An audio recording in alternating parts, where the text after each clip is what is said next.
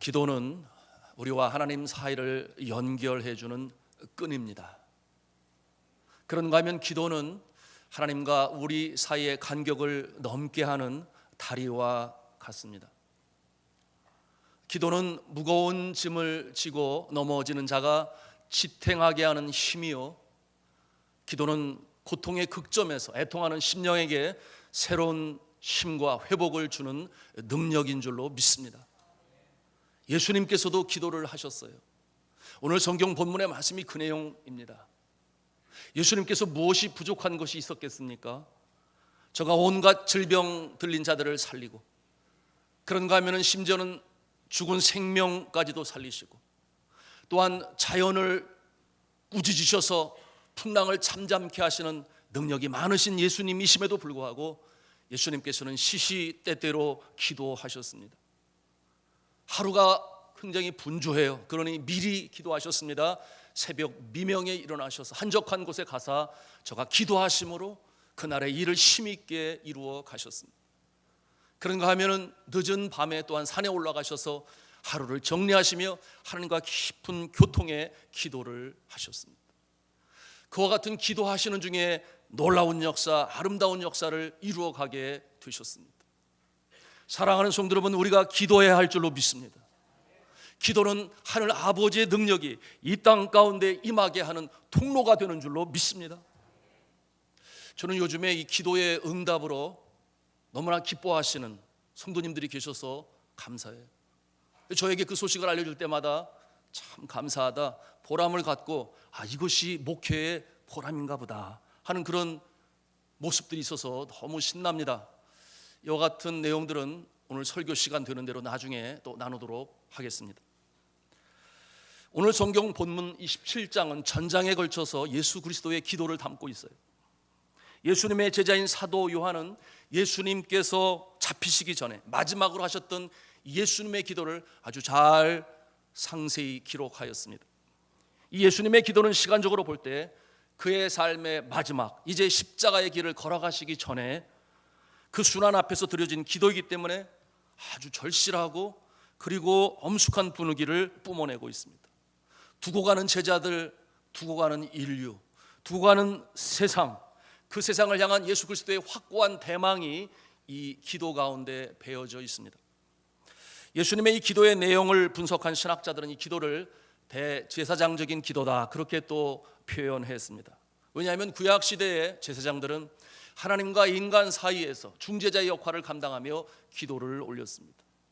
인간의 잘못된 죄악들을 가지고 지성소에 가서 하나님께 대신 용서를 비는 기도를 드렸는데, 오늘 예수 그리스도는 이 기도를 통해서 대제사장의 이 반차, 멜기세덱의 반차에 서서 인류의 대제사장과 같은 모습으로 하나님과 우리 사이에서 중보하는 기도를 드리고 계시는 것입니다. 그 내용을 보면 크게 세 주제로 나눠 볼 수 있습니다. 첫째는 성부와 성자의 영광, 둘째는 두고 가는 제자들의 충성된 삶, 그리고 마지막은 성도들의 신비한 연합과 교제, 곧 교회를 위한 기도로 이제 1절부터 26절까지 예수 그리스도께서 기도하고 계십니다. 그래서 저는 이 17장에 있는 예수님의 기도를 3주에 걸쳐서 연속해서 세 가지 주제를 가지고 말씀을 전하고자 합니다. 사랑하는 성도 여러분, 우리가 신앙생활하면서 좀 더 깊은 단계로 신앙이 발전하기를 원한다면 이 예수님의 기도를 잘 묵상하며 배우며 깨달아 알아야 하겠습니다. 그러므로 3주 동안 빠지지 마시고 주님 전에 나와서 함께 말씀을 묵상하는 여러분 되기를 주님의 이름으로 부탁합니다. 이 기도의 내용 중에는 아주 심오한, 우리가 믿고 따르는 기독교의 신앙이 고스란히 배어져 있기 때문에 그렇습니다. 그러면 먼저 17장 1절에서 5절에 걸쳐 기록된 그 첫 번째 주제를 함께 나누겠습니다. 주제가 무엇인가 하면 한번 같이 한 음성으로 따라하겠습니다. 하나님의 영광을 위한 나의 사명. 하나님의 영광을 위한 나의 사명. 이와 같은 제목으로 주께서 주시는 은혜를 나누고자 합니다. 우리 주 예수님은 눈을 들어 하늘을 우러러 기도하실 때에 1절에 보니까 아버지여 때가 이르러 싸우니 아들을 영화롭게 하사 아들로 아버지를 영화롭게 하옵소서 그렇게 기도하고 계십니다. 아버지여 때가 이르러 싸우니, 이 때를 말하면 이제 예수 그리스도께서 십자가에 달리실 그 때가 이른 것을 말씀하는 것이죠. 고난의 때였습니다. 그런데 그때는 고난과 죽음으로 그치는 것이 아니라 그 다음 연결되어지는 말씀을 보니 아들을 영화롭게 하사 아들로 아버지를 영화롭게 하옵소서. 이 십자가의 고난과 슬픔과 죽음이 그것으로 침잠하고 가라앉는 것이 아니라 그 일을 통해 아버지를 영화롭게 하는 역사가 나타나게 된다. 그렇게 예수님께서 단언하고 계신 거예요. 완벽한 용서가 이루어지는 십자가의 승리 아니겠습니까? 그런가 하면 사망에 쏘는 것을 이기시고 다시금 부활하시는 이 영광의 역사 아니겠습니까? 이를 통해 성자 예수님의 영광이 나타날 뿐만 아니라 아버지의 영광이 나타나게 되는 그 영광에 대해서 주님은 기도하고 계십니다. 이 기도는 그대로 이루어졌어요. 그래서 예수님께서 십자가에 달리실 때에 인류의 모든 죄를 다 안으시고 대속의 역사를 승리롭게 이루셨습니다. 이 일을 통해 예수 그리스도를 구세주로 믿고 영접하는 자마다 영생을 선물로 받으셨는 줄로 믿습니다.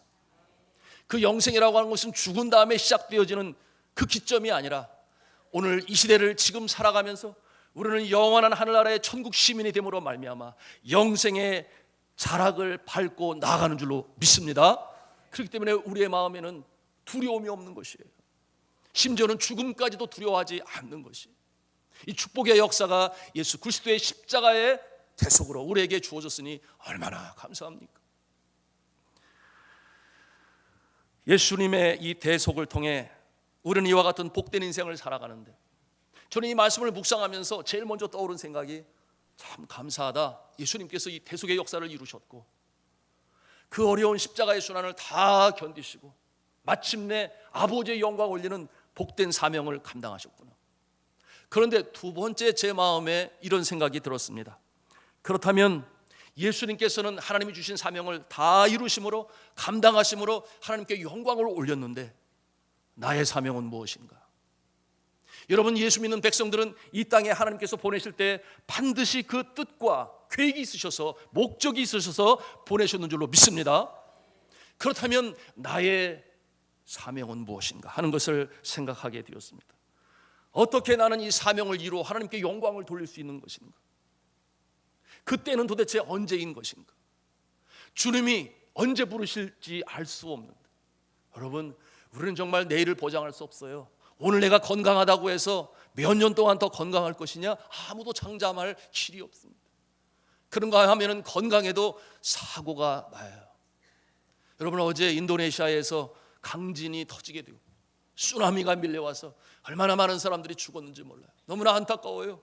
그래서 텔레비전을 보면서 안타까워하고 기도하게 되었는데, 사랑하는 성도 여러분, 만물에는 때가 있습니다. 만사에는 때가 있어요. 정말 나는 오늘 주님께서 나에게 주신 이 사명을 인식하며 그 일을 이루어 들음으로 아버지께 영광을 올리는 그와 같은 삶을 살아가고 있는 것, 우리는 자문해 보지 않을 수 없는 것입니다. 예수님이 십자가를 통해 하나님께 영광을 돌릴 그 때가 있었다면 하나님께서 나에게 주신 때가 있는데, 정말 나는 주님께서 나를 부르시기 전에 그 사명을 다 이룰 수 있는 것인가? 그래서 주님께서 부르실 때 잘했다, 충성된 종아, 칭찬을 받을 수 있는 것인가? 생각해 보아야 하겠습니다. 사랑하는 성도 여러분, 그런데 예수님께서 제자들에게 이런 말씀을 주셨습니다. 나는 나의 십자가를 질 테니 너희는 너의 십자가를 져라. 그런 말씀을 주셨어요. 여러분, 그 말씀을 기억합니까? 예수께서 마태복음 10장 38절에 말씀하셨어요. 또 자기 십자가를 지고 나를 따르는 자도 내게 합당하지 아니하니라. 자기 십자가를 지고 나를 따르지 않는 자는 내게 합당하지 아니하니라. 자기 십자가라고 분명히 말씀하고 계세요.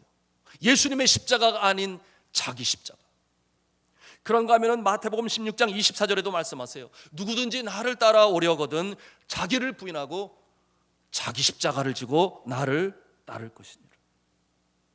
예수님께서는 당신께서 지신 십자가가 계신데 똑같은 십자가를 우리에게 말씀하신 것이 아니었습니다. 이와 같은 내용이 예수님의 제자 중에 하나인 누가도 정확히 기록하고 있습니다.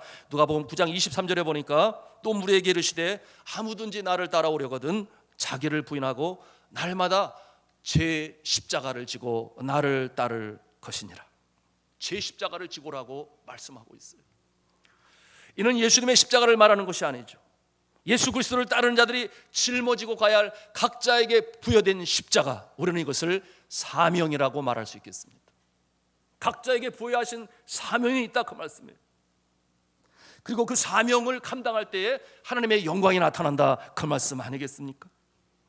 예수님의 십자가는 예수님의 사명이었습니다. 그러므로 십자가 달리심으로 말미암아 인류의 죄를 다 구속하시고, 그리고 이제 재창조 리크리에이션의 역사를, 하나님의 영광의 역사를 드러내셨어요. 구체적으로 말하면 하나님께서 온 우주 만물을 창조하셨을 때 에덴 동산에 있는 그 모든 모습이 보시기에 심히 좋았더라, 심히 좋았더라 6번이나 예수님께서 말씀하셨어요. 그 영광의 역사가 인간의 잘못으로 말미암아 아담과 하와가 하나님을 거역하고 먹지 말라고 하는 선악과를 먹음으로 말미암아 타락이 임하게 되었고 죄악이 임하게 되었고, 그 모습은 사람뿐만 아니라 모든 자연 만물에 미치게 되었으니 하나님과의 관계가 두절이 됐어요. 하나님과 인간과의 관계가, 인간과 인간과의 관계가, 그리고 인간과 자연과의 관계가 두절되었습니다. 그런데 예수 그리스도의 십자가의 보혈의 공로로 말미암아 재창조의 역사, 모든 만물이 새로워지는 역사, 이와 같은 역사는 바로 예수 그리스도를 마음에 구세주로 영접한 그 심령으로부터 하나님의 나라는 여기 있다 저기 있다 하지 말지니 너희 가운데 있느니라. 아멘. 바로 예수 믿는 사람들을 통해서 재창조의 역사가 일어나는 놀라운 역사를 예수님은 감당하셨던 것입니다. 그렇다면 우리 자신을 이제는 돌이켜 볼 수 있어야 돼요. 나는 도대체 어떠한 십자가를 져야 되는 것인가? 어떤 사람들은 이것을 잘못 이해해서 정말 예수님의 십자가를 져야 된다 그렇게 생각하지만, 그러나 우리는 예수 그리스도의 십자가를 질 만한 자격이 되질 않아요. 모든 사람이 죄를 범하였으며 하나님의 영광에 이르지 못하였다고 말씀하고 있습니다. 우리는 죄인이기 때문에 예수님의 자리에 설 수가 없어요. 그런가 하면 예수 그리스도께서 십자가에 달리신 것은 인류의 대표자가 되셨기 때문에 그랬는데, 우리는 인류의 대표자가 될 수도 없습니다. 그런가 하면 우리는 십자가를 질 필요도 없어요. 왜? 예수님께서 다 하셨기 때문에. 그러므로 예수님께서 십자가에 달리심이 운만하시기 전에 It is finished, 그렇게 말씀하셨어요. 뭐냐면 다 이루었다, 다 이루셨어요. 그러니 우리가 십자가를 질 일이 없는 것 아니겠습니까? 제가 필리핀에서 사역을 하는데 매년 부활절이 다가오면 이 필리핀 사람들 중에서 예수 그리스도의 십자가의 그 고통을 겸하고자 하는 그런 사람들이 있어요. 특별히 고난 주간이 되면은, 저는 산발레스에 살고 있었고 이쪽 빰빵가 쪽에 저들이 모이는 장소가 있습니다. 그곳으로 운집하는 거예요, 사람들이. 거기에는 십자가가 있어요, 실제적인 십자가. 그런데 그곳에 모이기 위해서 그곳으로 가는 길에 사람들이 자신의 몸에 옷을 벗고, 그리고 채찍을 가지고 자신의 등을 이렇게 치면서, 그 뜨거운 4월에 필리핀 태양이 얼마나 뜨겁습니까? 그 길을 걸어가요. 그런데 그 모습을 볼 때마다 너무나 마음이 안타까워요. 등에서는 피가 납니다. 그런데도 계속 치면서 가요. 그리고 이제 성금요일이 되면 그곳에 운집을 한 저들이 십자가에 직접 달리는 그와 같은 일을 해요. 그래서 이 손에 못을 박습니다. 물론 그 못은 스테인리스로 되어 있고 소독이 잘 되어 있어요. 그리고 정말 그렇게 두꺼운 쇠못이 아니에요. 그 못을 박게 되는데 그래도 그게 얼마나 아프겠습니까? 십자가에 달리는데 이 몸에 체중이 있으니 십자가에 발판을 마련해서 그 위에 올라서게 하고, 그리고 양 손에 못을 박게 하고, 그리고 끈으로 묶어서 떨어지지 않도록 그렇게 지탱하게 하는데, 그와 같은 모습이 무슨 의미가 있겠습니까? 그와 같은 모습이 예수님의 그 십자가를 경험하는 것입니까? 아니면 그 십자가의 사명을 감당하는 것입니까? 그것은 하나의 퍼포먼스일 뿐이에요. 그런데 이와 같은 모습으로 착각하는 사람들이 있다, 그 말입니다. 사랑하는 성도 여러분, 예수님께서는 제자들에게 말씀하셨습니다. 나는 나의 십자가를 질 테니 너희는 너희의 십자가를 져라. 그 십자가에 지는 일은 예수 그리스도의 일로 이미 완성이 되셨습니다. 이와 같은 모습은 우리가 감당할 일이 아니에요. 이와 같은 모습이 십자가에 직접 달리는 그 사람들에게 주신 사명이었을까요? 그렇지는 않습니다. 예수님께서는 그럼에도 불구하고 십자가를 지고 나를 쫓으라 그렇게 말씀하셨을 때 이 십자가는 내가 지고 가야 할 십자가, 그것은 곧 사명이라고 말씀하셨습니다. 사명을 통해 주님께 영광을 돌리는 것이라고 말씀드렸어요. 그렇다면 우리는 생각할 수 있어야 됩니다. 나에게 주신 사명은 무엇인가? 여러분, 이 사명은 각자에게 주셨는데 다 달라요. 이 사명은 은사와 재능과 함께 주어집니다. 그래서 이 사명을 감당할 때는 기쁨으로 감당할 수 있어요. 남들보다 좀 잘하는 것 같아요. 그리고 형통의 역사가 나타나고 그 일을 하면 열매도 나타납니다. 그래서 하나님께 감사하고 그리고 하나님께 영광을 올릴 수 있고 더불어 이웃에게도 유익을 끼치며 나에게도 보람을 가질 수 있는 그것이 곧 하나님이 우리에게 주신 사명인 줄로 믿습니다. 이를 잘 감당해야 합니다. 그리고 이와 같은 영광이 나타나면서 우리는 예수님이 외치셨던 십자가에 외치셨던 그 외침을 우리도 할 수 있어요. 그게 뭐냐 하면 요한복음 오늘 우리가 읽었던 17장 4절에 있는 말씀이에요. 우리 같이 찾아가서 읽도록 하겠습니다. 요한복음 17장 4절 말씀을 같이 읽겠습니다. 시작. 아버지께서 내게 하라고 주신 일을 내가 이루어 아버지를 이 세상에서 영화롭게 하였사오니. 아멘. 저는 이 고백이 여러분의 입술의 고백이 될 수 있기를 주님의 이름으로 축복합니다. 아버지께서 내게 하라고 주신 일을 내가 이루어 아버지를 이 세상에서 영화롭게 하였어. 이것이 사명을 이루는 자의 고백인 것입니다. 사랑하는 성도 여러분, 오늘도 여러분은 이와 같은 사명을 감당하고 있습니다. 때로는 전쟁터와 같은 세상, 이 험난한 세상에서도 내가 그 일을 감당할 때에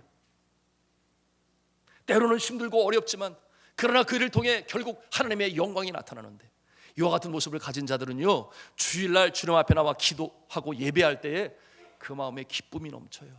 감사가 넘쳐요. 감격이 넘쳐요. 왜냐하면 우리의 생업의 전선에서, 그런가 하면 가정에서, 일터에서 또는 학교에서 그 어느 곳이든지 주님께서 주신 사명을 감당할 때에 힘들어요. 때로는 가기가, 그 일을 행하기가 어려울 때가 있어요.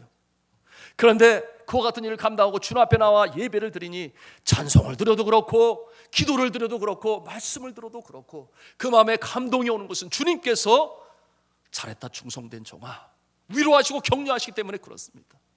내가 적은 일에 충성하였으니 내가 이제 큰 일을 내게 맡기리라. 주인의 즐거움의 자리에 참여할지어다. 아멘. 이런 음성을, 위로하심을 우리가 듣는 거예요. 인정을 받는다는 것이 얼마나 감사합니까? 그런데 이와 같은 모습으로 한 주간을 살지 않은 자들은 주님 앞에 나와도 감동이 없어요. 한 다리는 세상에 두고 한 다리는 교회 안에 두고 뜨겁지도 않고 또 차갑지도 아니하고 미지근한 모습으로 한 마음이 아니라 두 마음을 품어 정함 없는 자의 모습으로 살다가 주님 전에 나오면 하나의 형식적인 예배가 되고 말지만, 그러나 정말 이와 같은 사명 감당하기를 원하여 수고하고 애쓰는 자들, 왜 어려움이 없겠습니까? 때로는 눈물겨운 날들도 있어요. 가정에서, 자녀들 때문에, 생업의 현장에서. 그런데 주님 앞에 나올 때 주님께서 그 모습을 아시잖아요. 보시잖아요. 과거에 16년간의 기나긴 2차 세계대전이 마쳐질 때에 연합군의 승리로 종결되었을 때 영국 런던에서는 이 승리를 기념하고 축하하기 위하여 전쟁에 참여했던 군인들을 격려하는 환영식이 있었습니다. 수많은 인파가 거리를 메웠어요. 그런가 하면 이 승리를 축하하는 행진곡이 울려 퍼지고, 그리고 각 사단의 깃발이 그 맨 앞에 서서 그 거리를 향해 이제 행진해 오게 되었습니다. 그 자리에는 영국의 여왕도 있었고, 그리고 높은 강료들 그 자리에 함께하고 박수를 치며 환호성을 지르며 이제 행진에 들어오는 그 병사들을 맞이하게 되었습니다. 그렇게 씩씩한 행렬이 지나고 그 행렬의 뒷전에는 유난히 걷는 속도가 느린 군인들이 천천히 걸어 들어오기 시작했습니다. 저들은 전쟁에서 다리를 잃은 사람들, 저들은 전쟁에서 전투하다가 팔을 잃은 사람들, 그런가 하면 실명을 하고 그 얼굴에 눈에 붕대를 묶고 들어오는 사람들, 걷지를 못하는 전우를 어깨동무로 하며 부축하며 천천히 걸어 들어오는 병사들, 그와 같은 병사들이 그 뒤에서 줄을 이어 걸어 들어왔습니다.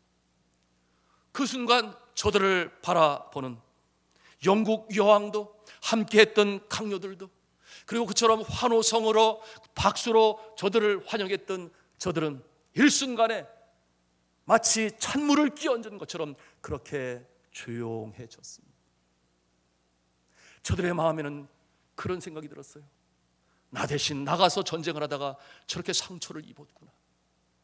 그 마음에 저의 마음으로부터, 중심으로부터 감사의 표현으로 나오기 시작했는데, 그 순간 저들은 한 사람씩 벌떡벌떡 그 자리에서 일어나기 시작했습니다. 그리고 박수를 치기 시작했습니다. 그러나 저들은 그 누구도 환호성을 지를 수가 없었어요. 왜냐하면 너무나 목이 메어서, 그들을 볼 때 너무나 목이 메어서 저들의 눈에는 눈물이 흘러내리고 있었습니다. 나 대신 전쟁터에 나가서 저렇게 상처를 받고 온 진정한 감사가 그 마음에서부터 우러나와서 하염없이 눈물을 흘리고 있었습니다. 사랑하는 성도 여러분, 매주 우리가 드리는 예배의 자리는 바로 이와 같은 모습이 있어야 하겠습니다. 감격과 감동이 있는 예배. 내가 비록 세상에서 지치고 힘들었지만은, 그러나 승리자의 모습으로 주님 앞에 나옵니다. 내가 믿음을 지켰습니다. 이와 같은 자가 예배 시간을 통하여 하나님께 주시는 위로와 격려와 힘과 능력이 있는 줄로 믿습니다. 예수님께서 고백하신 것과 같이 아버지께서 내게 하라고 주신 일을 내가 이루어 아버지를 이 세상에서 영화롭게 하였습니다. 이와 같은 고백이 있기를 저는 주님의 이름으로 축복합니다. 이어 2절에 기록된 예수님의 기도를 통해서 우리는 예수님의 속성을 또 알게 됩니다. 우리 2절 말씀을 같이 읽겠습니다. 시작. 아버지께서 아들에게 주신 모든 사람에게 영생을 주게 하시려고 만민을 다스리는 권세를 아들에게 주셨음이로소이다. 아멘. 예수님은 이와 같은 예수 그리스도에게 부여하신 권세를 부활 이후에도 말씀하셨잖아요. 하늘과 땅의 모든 권세를 내게 주셨으니, 그렇게 예수 그리스도께서는 고백하셨습니다. 이는 우리 주님의 로드십, 즉 주님에 관한 말씀이에요. 주께서 나에게 주인이 되신다. 초대교회로부터 지금까지 교회의 신조를 가장 간략하게 잘 요약한 것이 무엇인가 하면 그것은 Jesus is the Lord. 예수는 나의 주님이십니다 라고 하는 것이에요. 예수는 나의 주님이 되십니다. 주인이 되십니다. 이 신앙의 고백을 지키기 위하여 많은 믿음의 선조들이 박해를 받았습니다. 핍박을 받았습니다. 심지어는 순교자의 길을 걸어갔습니다. 성도 여러분, 우리 주님은 하나님께서 주신 그 권한을 가지고 우리의 삶 가운데서도 주가 되심을 믿습니다. 우리의 모든 영역에 사역의 주가 되시고, 직장 가운데서도 주가 되시고, 또한 우리의 섬기는 교회에서도 주가 되시고, 뿐만 아니라 나의 재능과 시간과 건강과 생명에도 주가 되심을 믿습니다. 왜냐하면 하나님께서 우리의 영혼을 창조하시고 우리의 생명의 주가 되시기 때문에 그렇습니다. 중요한 것은 내가 그것을 인정하고 예수 그리스도를 참으로 나의 구주 주인님으로 인정하고 내 마음에 모셔드려야만 하는 것입니다. 주님 앞에 내 삶의 모든 방들의 키를 드려야 돼. 우리의 삶의 영역에는 여러 개의 방이 있어요. 어떤 방은 주님 앞에 키를 드리고 열어 보일 수 있는 방이 있는가 하면, 그런데 어떤 방은 키를 드리고 싶잖아요. 여기는 안 돼요 주님, 여기는 부끄러워요. 사랑하는 성도 여러분, 예수 그리스도가 우리가 주인이 되신다고 하는 것은 나의 여러 방의 키를 주님 앞에 드리고 주께서 나의 모든 영역을 다스리시고 통치하시고 인도하시는 그와 같은 모습인 줄로 믿습니다. 그럴 때 삶의 질서가 이루어지는 거예요. 진정한 샬롬이 이루어집니다. 그러므로 세상이 주지도 알지도 못하는 평강이 우리의 마음에 가득 차게 되고 우리의 삶의 모습은 형통의 역사가 나타나는 것이에요. 이것이 예수 그리스도를 구세주로 영접할 뿐만 아니라 나의 주인으로 모시는 자의 모습인 것입니다. 사랑하는 성도 여러분, 예수님을 내 마음의 주인으로 모시기를 저는 주님의 이름으로 축원합니다. 3절에 예수님께서 이제 기도하십니다. 우리 3절 말씀 또 읽겠습니다. 시작. 영생은 곧 유일하신 참 하나님, 그가 보내신 자 예수 그리스도를 아는 것이니이다. 아멘. 이 3절 말씀은 세상 종교들이 말하고 있는 구원으로 가는 길이 여러 길이 있다라고 하는 그와 같은 생각을 완전히 잘못된 것으로 확실히 보여주시는 예수 그리스도의 이 스테이트먼트, 하나의 정의요 이 구절이 되는 것입니다. 이 세상 사람들 중에 진보주의 학자들, 심지어는 천주교 안에도 그렇게 말하는 자들이 있어요. 구원으로 가는 길은 여러 갈래 길이 있다. 그래서 심지어는 유교에도 그 길이 있고 불교와 이슬람교, 힌두교에도 구원에 이르는 길이 있다, 그렇게 말하고 있어요. 이것을 다원주의라고 말을 하는데요. 그런데 천주교에서 해석이 어떠냐 하면 모든 종교에는 길이 있는데 천국에 다다르고 구원을 이루게 하는 그와 같은 공력은 예수 그리스도로 말미암는다, 그렇게 말을 해요. 아리송하죠. 나름대로의 길을 걷는데 저들이 구원을 얻게 되는 것은 예수 그리스도의 십자가의 은혜로 되는 것이다, 그렇게 얘기를 한다, 그 말이에요. 이 말이 맞습니까? 잘 모르겠어요. 우리가 확실히 알아야 됩니다. 예수 그리스도께서는 말씀하셨어요. 나는 곧 길이요 진리요 생명이니 나로 말미암지 않고는 아무도 아버지께로 올 자가 없느니라. 그런데 예수 그리스도의 이름으로 가기는 가는데 다른 길을 통해서, 이것은 틀린 말이에요. 그런데 오늘 말씀에 분명히 예수 그리스도께서는 뭐라고 말씀하시는가 하면 영생은 곧 유일하신 참 하나님과 그가 보내신 자 예수 그리스도를 아는 것이다, 그렇게 말씀하고 있습니다. 여러분이 감사하게도 우리 한국 교회는 과거에 이 유교를 통해서 가지고 있었던 이 하늘신 신앙이 있었는데, 그래서 이 하늘신을 두려워하는 백성이 예수 그리스도의 복음을 받게 되니까 쉽게 마음을 열 수 있었어요. 유교에서 말하는 소위 도덕천이라고 하는 하늘 공경 사상이 있었습니다. 그래서 하늘님이라는 말이 있어요. 하늘님. 그래서 이 천벌을 받을 놈아라고 말을 할 때 바로 하늘에 계신 옥황상자께서, 천주께서 심판을 하신다, 그런 뜻을 가지고 있어요. 그래서 이 하늘님이 천주교에서는 하느님으로 불리게 되었어요. 그런데 한국 복음 선교 초기에 선교사님들과 그리고 한국교회 지도자들이 모여서 이것을 놓고 함께 신학적인 토론을 했습니다. 그런데 결론적으로 어떻게 나가게 됐냐 하면, 유일하신 하나님, 오늘도 성경 본문에 말씀하고 있지 않습니까? 유일하신 하나님이라는 의미를 더 강하게 하는 것이 옳다라고 생각하여 하늘님을 하나님으로 그렇게 책정하게 되었어요. 그래서 하나님, 유일하신 하나님, 이와 같은 모습으로 주님을 부르게 되었습니다. 자, 오늘 말씀에 영생이란 뭐냐? 바로 이 하나님이 유일하신 것과 그가 보내신 예수님을 아는 것이라고 말씀하고 있습니다. 자, 이와 같은 모습은 우리에게 어떤 가르침을 줍니까? 하나님을 아는 것, 예수님을 아는 것, 이 아는 것이라고 하는 단어가 기노스킨이라고 하는 이 헬라어를 사용합니다. 그런데 이 기노스코신이라고 하는 이 헬라어는 어떤 뜻을 가지고 있는가 하면, 그저 정보적으로, 표면적으로, 외적으로 아는 것이 아니라 체험적으로 아는, 그와 같은 뜻을 가지고 있어요.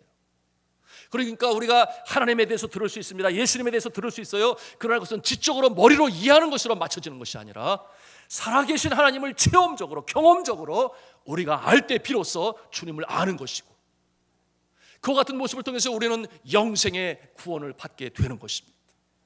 그러면 우리가 지적으로 하나님을 안다고 해서 다 아는 것이 아니라 우리가 이 가슴으로 이 예수 그리스도를 알 때 비로소 영생의 역사가 나타난다, 그 말이에요. 그러니 이방 종교들이 예수님을 알아요? 하나님을 알아요? 아니에요, 몰라요. 그들은 그들의 신앙을 추구할 뿐입니다. 그러니 거기에는 구원이 없는 것입니다. 오늘 이 말씀을 통해서 우리가 지적으로만, 머리로만 하나님을 아는 것이 아니라 가슴으로, 경험으로, 체험으로 하나님을 경험하시는 저와 여러분 다 될 수 있기를 주님의 이름으로 축복합니다. 그 다음에 이제 4절과 5절에 있는 말씀인데요, 이 말씀을 묵상하고 주께 주는 은혜를 나누고 말씀을 마치고자 합니다. 우리 4절 5절 말씀 같이 읽겠습니다. 시작. 아버지께서 내게 하라고 주신 일을 내가 이루어 아버지를 이 세상에서 영화롭게 하였어. 아버지여, 창세전에 내가 아버지와 함께 하셨던 영화로서 지금도 아버지와 함께 나를 영화롭게 하옵소서. 아멘. 자, 아버지께서 내게 주신 일을 이루어 아버지께 영광을 올리는 일은 사명이라고 이미 앞서 말씀을 드렸습니다. 그런데 이어 연결되어지는 5절의 말씀에 보니까 뭐라고 쓰여 있어요? 나를 영화롭게 하옵소서, 그와 같은 말씀을 예수님께서 이제 기도로 하나님께 아뢰고 있습니다. 사랑하는 성도 여러분, 우리가 하나님께서 주신 사명을 감당할 때 하나님께서 필요한 지혜를 주실 줄로 믿습니다. 하나님께서 필요한 권능을 주실 줄로 믿습니다. 하나님께서 필요한 건강도 주실 줄로 믿습니다. 그래서 우리가 사명을 위하여 감당하고자 할 때 주님께서 건강도 주시는 거예요. 저는 요즘에 참 이 기도의 응답을 들어서 감사하고 신이 난다고 그럽니다. 여러분 1년이 벌써 뭐예요? 더 지난 전에 우리 성도님 중에 한 분이, 그때는 성도님이 아니었죠, 이 혈액암으로 인해서 너무나 힘들어했어요. 그 집안이 불교 집안이에요. 남편이 아주 독실한 불교 신자예요. 그러니 예수를 믿을 수가 없어요. 그런데 언니 되신 분이 우리 교회 성도님이세요. 그래서 그 구역에 함께 나오게 되었고, 그래서 이 성도님을 위해서 간절히 기도하게 되었는데, 또 저를 부르니 제가 가서 만나게 되었습니다. 예수를 처음으로 믿는 거예요. 그러니 복음을 제시하고 예수님을 영접하고 뜨겁게 기도하는 시간을 갖게 되었습니다. 그리고 나서 이 치료를 위해서 기도했는데요, 예배 드리기가 너무 힘들어요. 앉아있기도 힘들어요. 그와 같은 열악한 상황에서도 어찌하든지 예배를 지키려고 애쓰고 그리고 예배를 쌓아갔습니다. 물론 교회에 이 치료받는 과정이 너무 힘들어서 멈추게 되었는데요, 그런데 주께서 은혜를 주시고 고치시기 시작하니 이제 그 치료의 막바지에 마지막에 이르러서 이제 그 치수가 보니 거의 완치의 단계에 이르렀다. 그래서 다음 주부터 이제 정기적으로 다시금 예배에 참석하시기로 하셨습니다. 얼마나 감사한 일이에요. 이제 그분에게 할 일이 남아있어요. 그게 뭐예요? 사명 감당해야지. 사명 감당하고자 할 때 주님께서 계속해서 건강을 지켜보호하시고 또한 재발하지 않도록 인도하실 줄로 믿습니다. 우리가 이와 같은 믿음으로 살아야 돼요. 그런가 하면 또한 성도님은 밥을 먹는데 이 식도가 불편한 거예요. 넘어가는 것이 힘들어요. 그래서 뭔 일이 있나 해서 진찰을 받게 됐는데 놀랍게도 식도암으로 판정을 받게 되었어요. 얼마나 놀랐겠습니까? 왜 이와 같은 일이 나에게 일어나는가? 그것이 근심이 되고 염려가 되었어요. 그러나 기본적인 믿음을 가지고 계신 집사님이셨기 때문에 저가 기도하고 예배에 나오고 때로는 새벽에도 나오고 간절히 기도하면서 치료를 받게 되었는데, 바로 그저께 들었어요. 근황을 물었죠. 지금 상황이 어떠신가? 열심히 씩씩하게 치료를 받으시는데 이제 많이 좋아하셨나 물었더니 요즘에 그분이 뭘 좋아하냐면 이 색소폰 이거를 좋아하신대요. 그래서 거기에 열심히 배우러 다니신대요. 할렐루야. 너무나 감사하잖아요. 그런데 여전히 남아있는 게 있어요. 그게 뭐예요? 사명을 감당해야죠. 사명을. 주님께서 건강을 회복해 주셨으니 내가 주님의 사명도 감당하기를 원합니다. 그때 주님께서 건강도 지켜주시고 역사를 이루어가시는 줄로 믿습니다. 이 모습으로 살아가야 돼요. 여러분, 우리가 잘 알고 있는 록펠러라고 하는 세계적인 거부 너무나 많이 들었잖아요. 11조를 지켜서 복을 받았다. 그런데 록펠러는 정말 거대한 부였지 않았어요? 빌 게이츠 재산의 3배를 이룬, 얼마나 대단해요. 그것이 43세인가 47세에 이미 세계의 가장 큰 부자가 되었습니다. 그런데 저가 55세 이전의 삶과 55세 이후의 삶이 완전히 달라요. 55세 이전의 삶은 저가 수전노라는 소리를 들었습니다. 저의 기도 제목은 늘 돈을 많이 벌게 하여 주옵소서, 그것이었어요. 그런데 얼마나 참 구두쇠의 모습으로, 그리고는 심지어는 다른 기업들을 완전히 박살내면서까지 자신의 기업을 성공시키는 그야말로 냉철한, 감정이 아주 냉철한 그와 같은 사람입니다. 그 모습을 보면서 심지어는 루즈벨트 대통령이 저 록펠러는 어디에 가도 누구에게서도 용서받지 못할 것이다, 그렇게까지 말을 했었던 그와 같은 모습이었어요. 심지어는 그가 잠을 잘 때 항상 자신의 침대 옆에는 총을 두고 잤다고 그랬습니다. 누구와 자기에게 복수를 하지는 않을까. 그러니 그 마음에 평안이 있어요. 늘 염려가 가득 찬 그 모습이었는데, 그런데 55세가 되었을 때 몸이 힘들고 불편한 거예요.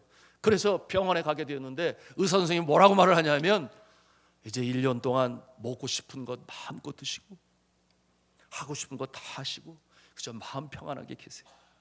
그 말을 들으니까 이 록펠러가 무슨 생각을 가졌겠어요? 내가 이제 삶이 1년밖에 남지 않았다, 그 말입니까? 그렇게 질문하지 않을 수 없잖아요. 알로피셔 병이라고 하는 병이 그에게 찾아왔는데 탈모증과 더불어 온몸이 빼빼 말라가는 그와 같은 병이에요. 그런데 이제 남아있는 생명의 연한이 1년 남짓했다고 하니 얼마나 놀랐겠어요.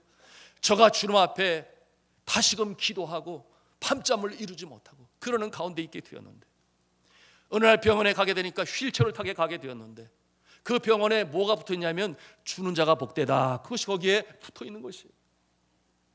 그와 같은 말씀을 저 마음에 묵상하고 있는데 한쪽 편에서 너무 소란스러운 거예요. 그래서 보니까 한 소녀가 몸이 아픈데 병원에 입원을 해야 되는데 병원비가 없어서 입원을 시켜달라느니 그럴 수 없다느니 뭐 옥신각신 이와 같은 모습이 있는 록펠러가 그 모습을 보면서 내가 도와줄 수 있겠다 하는 생각을 갖습니다. 그러므로 그의 직원을 통해서 도와요. 병원에 갈 때마다 점점 나아가고 있는 이 소녀의 모습을 보면서 전에 가져보지 못했던 기쁨이 그 마음에 차오르기 시작했습니다. 돕는 것이 이런 기쁨이구나. 그 소녀의 얼굴에 통통하게 살이 붙고 예뻐지는 모습을 보면서 이 록펠러도 그 마음에 기쁨이 일기 시작했습니다. 그리고 그때로부터 저가 이제는 완전히 다른 모습으로 인생을 살아요. 그래서 저는 기부로 유명해지는 자가 되는데, 시카고 대학 아시잖아요. 가장 노벨상을 많이 받은 대학, 그곳에 많은 기부를 하고, 그런가 하면 밴더빌트 대학에도 그렇게 하고, 그런가 하면은 이 뉴욕시에 이 수도관을 까는 일에 저의 재물을 다 써서 수도관을 까는 일을 저가 돕습니다. 그런가 하면 여러분, 유엔 본부가 세워진 그 건물, 그 땅도 바로 이 록펠러가 기증함으로 유엔 그 빌딩이 서게 되었습니다. 그런가 하면 1000개가 넘는 교회들을 지원하는데 이 록펠러가 자신의 물질을 사용합니다. 이 놀라운 모습, 여러분 얼마나 바뀌었습니까? 그런데 하나님께서 1년이 아니라 2년이 아니라 세상에 저가 하나님께서 몇 살에 돌아가셨냐면 97세의 나이에 하나님께서 데려가셨어요. 너무 오래 살았죠. 너무 오래 살게 하셨어요. 그런데 그와 같은 사명을 감당하고자 하는 하나님께서 그 모습을 보시고 기뻐하셔서 그의 생명의 연수를 늘려주셨는데, 여러분 저가 그처럼 극적으로 반전하여 살게 되니 오늘 예수 그리스도께서 하신 말씀처럼 예수님은 하나님께서 하신 일을 통하여 하나님께 영광을 돌렸는데 이제는 나도 영화롭게 하여 주옵소서, 그렇게 기도를 하였는데, 사랑하는 성도 여러분, 하나님께서는 그를 축복하셔서 하나님의 영광을 받을 뿐만 아니라 그의 인생에 하나님의 영광이 나타나게 하셨으니 얼마나 감사한 일입니까? 저가 그 병이 있음이, 발병되었음이 알려졌을 때 세상에 어떤 신문사 기자는 미리 기사를 썼어요. 너무 좋아가지고 얼마나 수전노로 살았으면, 얼마나 악자까지 돈 버는 일에 다른 기업들을 무시했으면. 그래서 기사를 미리 썼대. 1년 후에 나갈, 1년 뒤에 죽을 그 기사를 미리 썼다. 그런데 그처럼 변화된 모습으로 말미암아 하나님의 영광이 나타나고 자신의 삶의 영화가 나타나서 장수의 복을 누리고 그 이름이 기록이 되었으니, 사랑하는 성도 여러분, 저는 간절히 기도합니다. 여러분의 삶 가운데 하나님의 영화가 나타나기를 주님의 이름으로 축복합니다. 저는 그것을 놓고 늘 기도합니다. 여러분의 가정에서, 여러분의 자녀들 가운데, 여러분의 생업의 현장에서, 그리고 여러분이 섬기는 어떠한 곳이든지 하나님의 영광이 나타나고 여러분의 영화가 나타나고, 그래서 믿지 않은 자들이 그 모습을 보고 하나님께 영광을 돌릴 뿐만 아니라 여러분들을 부러워하는 믿음의 사람들 다 되실 수 있기를 주님의 이름으로 축복합니다. 우리가 이 믿음을 가지고 살아야 돼요. 이 특권을 가지고 살아야 돼요.